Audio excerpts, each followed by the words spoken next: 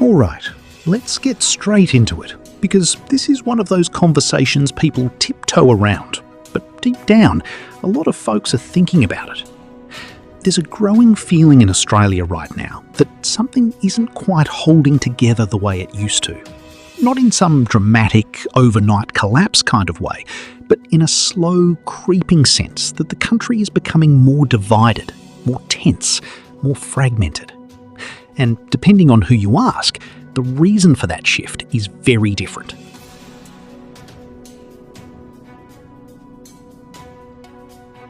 Pauline Hanson is really copping it in the federal seat of Farrer, where there's a make-or-break by-election next month for One Nation. Get Up, the hard-left lobby group, it plans to spend $600,000 attacking the One Nation leader with things like an ad linking her to Donald Trump and his war on Iran's Islamic terrorist regime, as if Pauline Hanson personally ordered in the US bombers and caused our fuel prices to rise.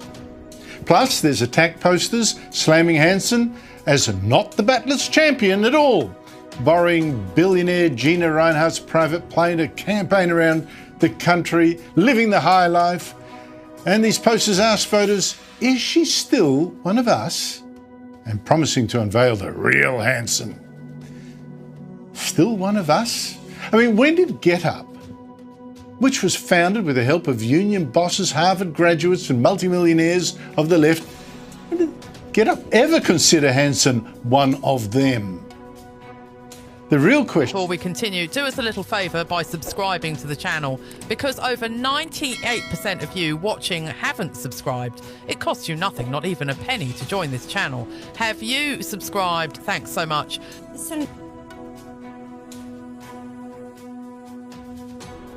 On one side, you've got people celebrating diversity as Australia's greatest strength, something that brings fresh ideas, cultures and perspectives into the mix. And to be fair, that argument has merit. Australia has always been shaped by waves of migration, and a lot of what makes the country vibrant today comes from that blend.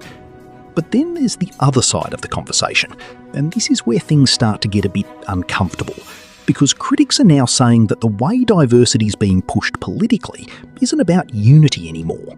They argue it's being handled in a way that actually emphasises differences instead of bringing people together.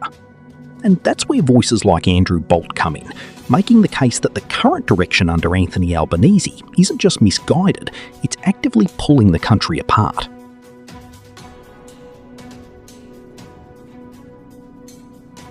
Is this us that you're talking about, Kimosabi?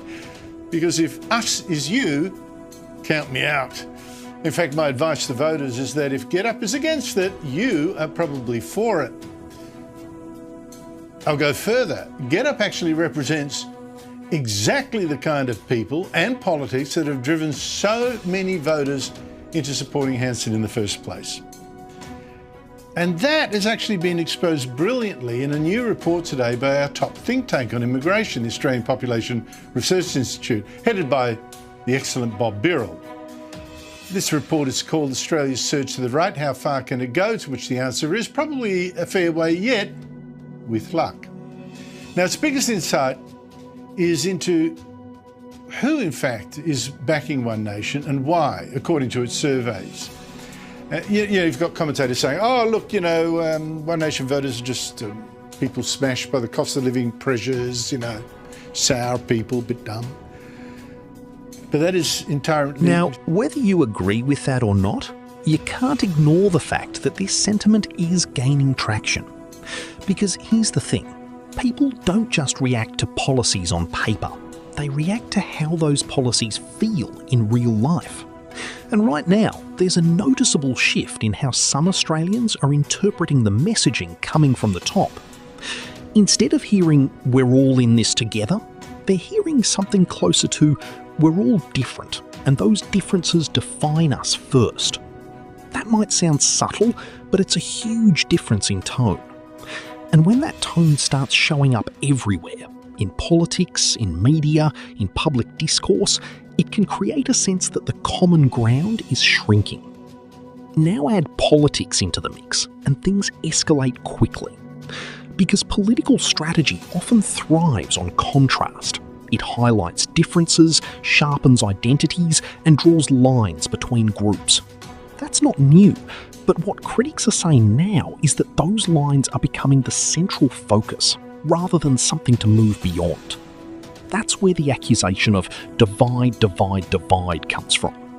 It's the idea that instead of building a shared national identity, the current approach is leaning heavily into categories: cultural, social, ideological, and in doing so, it risks creating friction where there doesn't need to be any.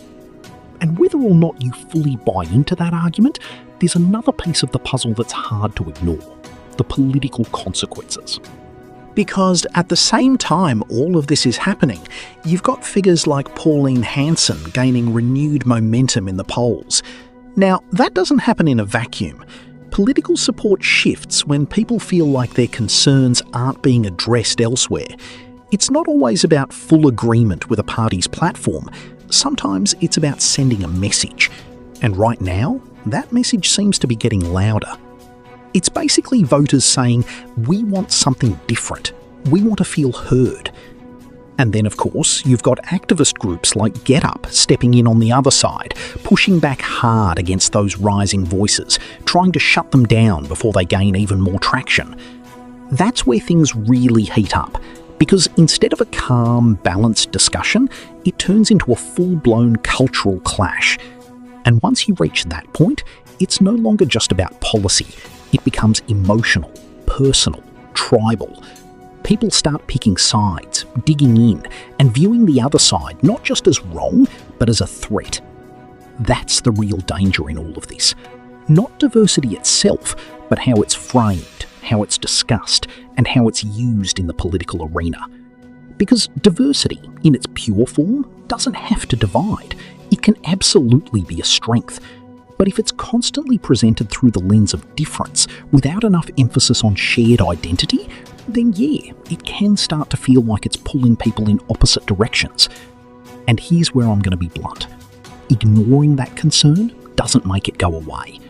Dismissing people as overreacting or out of touch doesn't solve the problem. If anything, it pushes them further toward alternative voices that are willing to acknowledge their frustrations, even if those voices come with their own set of controversies. That's exactly how political shifts happen. Slowly at first, then all at once. And if the current trend continues, we could be looking at a much more polarised Australia in the near future. One where compromise becomes harder, conversations become sharper, and the middle ground starts to disappear. So what's the solution? That's the million-dollar question. Because clearly, people don't want to lose what makes Australia diverse and dynamic. But at the same time, there's a growing call for something that ties it all together, a stronger sense of shared identity, common values, and unity that goes beyond labels. Finding that balance isn't easy. In fact, it's one of the toughest challenges any government can face. But right now, a lot of Australians feel like that balance isn't being struck. And until it is, this debate isn't going anywhere. It's only going to get louder. So I want to hear from you, honestly. Do you think the focus on diversity is helping Australia grow stronger? Or do you feel like it's creating more division than unity? Jump into the comments and share your take. And if you want more real, unfiltered discussions like this, no sugarcoating, no dodging the tough topics, make sure you like the video and subscribe. Because conversations like this, they're just getting started.